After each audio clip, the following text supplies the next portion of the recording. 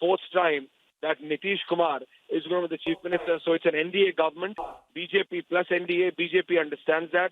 And now you have the BJP National General Secretary, Arun Singh, inviting the BJP National President, Jagat Prakash Nadda, who is going to be speaking. So the next one is going to be on the BJP. बोलो भारत माता की, भारत माता की, भारत माता की।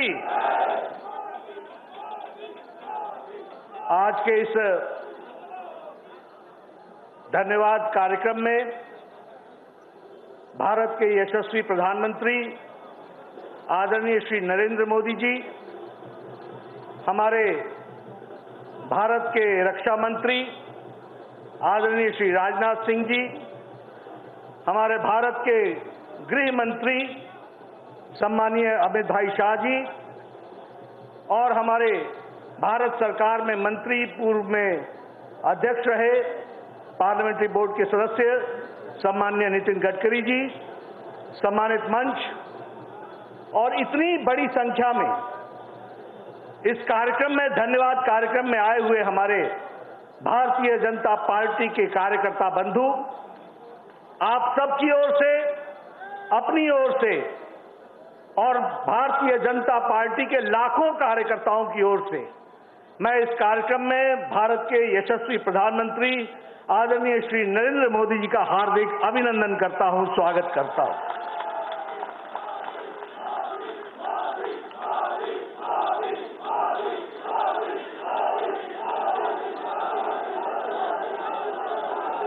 यह अभिनंदन आदरणीय प्रधानमंत्री जी का लाखों करोड़ों कार्यकर्ता की ओर से, जहां मैं वंदन करता हूं, अभिनंदन करता हूं, वहीं जो उन्होंने अथक प्रयास देश और समाज को आगे बढ़ाने के लिए किया है, वह सच में देश को एक नई दृष्टि और दिशा देने वाला है। यह भी चुनाव जो कल संपन्न हुआ, यह चुनाव सिर्फ बिहार का चुनाव नहीं था। यह चुनाव लद्दाख से लेकर के तेलंगाना और कर्नाटक तक के प्रदेशों के उपचुनाव भी थे। ये गुजरात से लेकर, मध्य प्रदेश से लेकर और मणिपुर, नॉर्थ ईस्ट तक के भी उपचुनाव थे। और इन चुनाव में बिहार समेत जिस तरीके की जीत भारत की जनता ने और बिहार की जनता ने दिया है, उसके लिए कोटि कोटि धन्यवाद। और माननीय प्रधानमंत्री जी के अथक प्रयास के कारण लोगों ने जो जन समर्थन दिखाया है, उसके लिए भी बहुत बहुत धन्यवाद। मित्रों, यह चुनाव कोविड के पश्चात, कोविड संक्रमण के पश्चात यह पहला बड़ा चुनाव था। हम सब के लिए भी बहुत दिक्कत की बात थी। समझ में नहीं आ रहा था कि कोरोना से, संक्रमण से लड़ते लड़ते इस चुनाव में लोगों को साथ लेकर के चलना कितना कठिन होगा और कोरोना संक्रमण की दृष्टि से इस चुनाव में जनता अपना कितना योगदान कर पाएगी, यह भी एक प्रश्नवाचक चिन्ह था। लेकिन बिहार की जनता हो, मध्य प्रदेश की जनता हो, गुजरात की जनता हो, मणिपुर की जनता हो, लद्दाख की जनता हो, तेलंगाना की जनता हो या फिर कर्नाटक की जनता हो, सभी ने एक स्वर से कमल के निशान पर मोहर लगा करके आदरणीय मोदी जी के काम को उन्होंने मोहर लगाई है, यह हम पूरे विश्वास के साथ कह सकते हैं।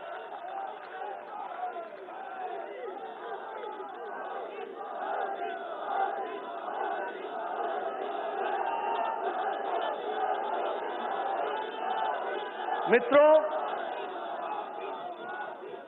यह कोरोना का संक्रमण इसने बड़े शक्तिशाली देश को भी, उनके नेतृत्व पर भी प्रश्न खड़े किए। इस कोरोना के संक्रमण ने शक्तिशाली देश के भी स्वास्थ्य व्यवस्थाओं को असहाय देखा। लेकिन प्रधानमंत्री मोदी जी का 130 करोड़ के देश को जो नेतृत्व कोरोना के संक्रमण में मिला और आपने जो टाइमली और बोल्ड डिसीजन लेकर लॉकडाउन लगाया, भारत की 130 करोड़ की जनता का बचाव किया गया, यह हम सब लोग जानते हैं।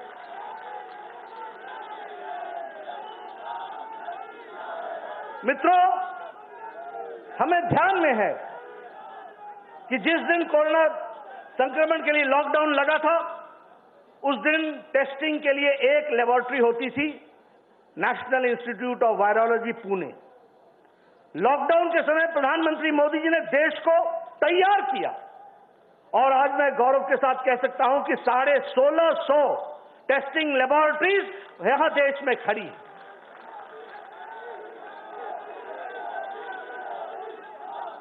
उस समय एक भी पर्सनल प्रोटेक्शन इक्विपमेंट नहीं बनता था, हम बाहर से मंगवाते थे।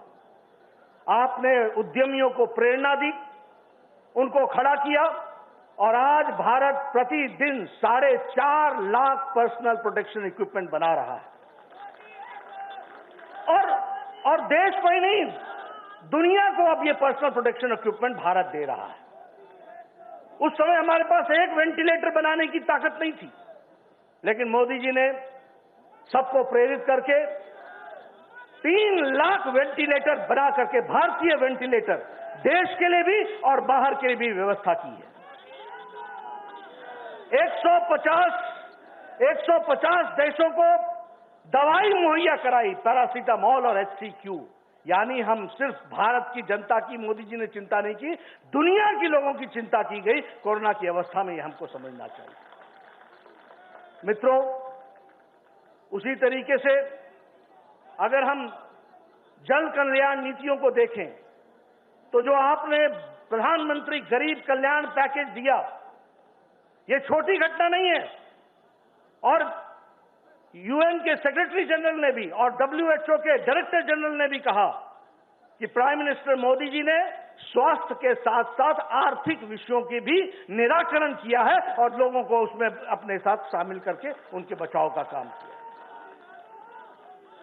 ये गरीब कल्याण पैकेज 1,70,00,000 का 80 करोड़ की जनता को मार्च महीने से लेकर छठ और दिवाली तक 5 किलो चावल, 5 किलो गेहूं या 1 किलो दाल की व्यवस्था की गई ताकि उनका चूल्हा जल सके। 8 करोड़ बहनों को 3 महीने के लिए गैस का सिलेंडर मुफ्त दिया गया ताकि उनका चूल्हा जल सके। 20 करोड़ बहनों के खाते में सीधा 500 रुपए पहुंचाकर उनके खाने के चूल्हे की व्यवस्था हो सके, इस काम को किया गया। और उसी तरीके से आत्मनिर्भर भारत और आत्मनिर्भर भारत का रूप देखा आत्मनिर्भर बिहार, और बिहार की जनता ने मोदी जी के इस काम के लिए मोहर लगाई, इस बात को हमको समझना चाहिए। ये सीमांचल से लेकर के मखाने का उद्योग से लेकर और पशुपालन का विषय लेकर के और मत्स्य पालन का विषय को लेकर जो आत्मनिर्भर बनाने का काम शुरू किया है, उस पर भी बिहार की जनता ने अपनी मोहर लगाई है। उसी तरीके से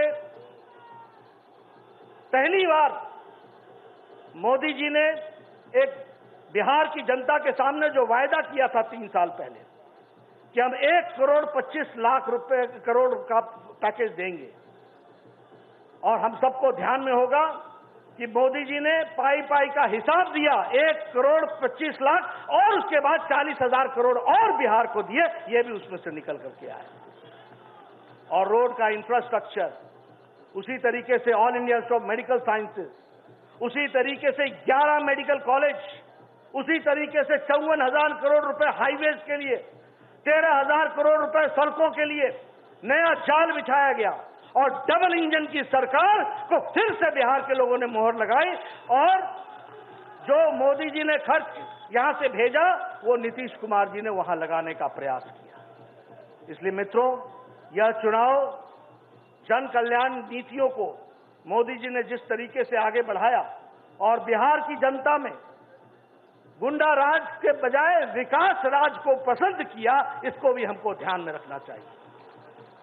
और इसलिए विकास की नई बहार के लिए आशाओं के साथ, आकांक्षाओं के साथ बिहार की जनता ने भी और देश के उपचुनाव की जनता ने भी अपने मोहर लगाई और भारतीय जनता पार्टी को चुना है।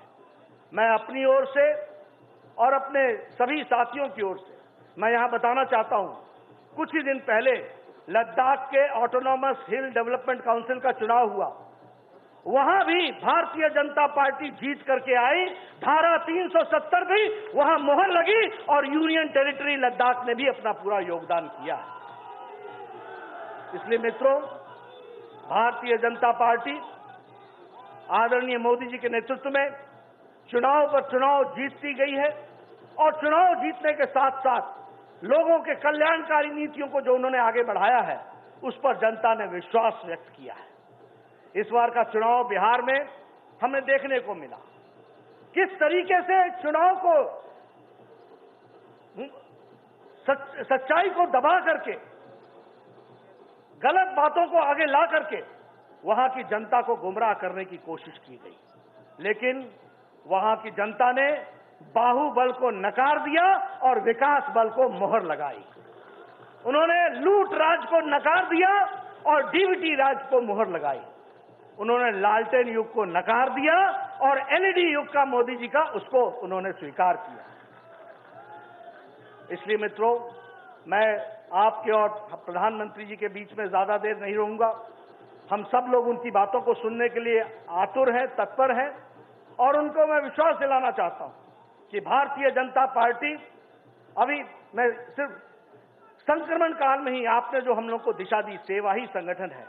भारतीय जनता पार्टी का एक एक कार्यकर्ता, जब सारा देश लॉकडाउन था, जब सारी पार्टियां लॉकडाउन थी, तब आपने भारतीय जनता पार्टी को प्रेरणा दी और सबसे बड़ी पार्टी के कार्यकर्ता, एक एक कार्यकर्ता लग करके हम लोगों ने कोरोना संक्रमण में सेवा ही संगठन पे काम किया है।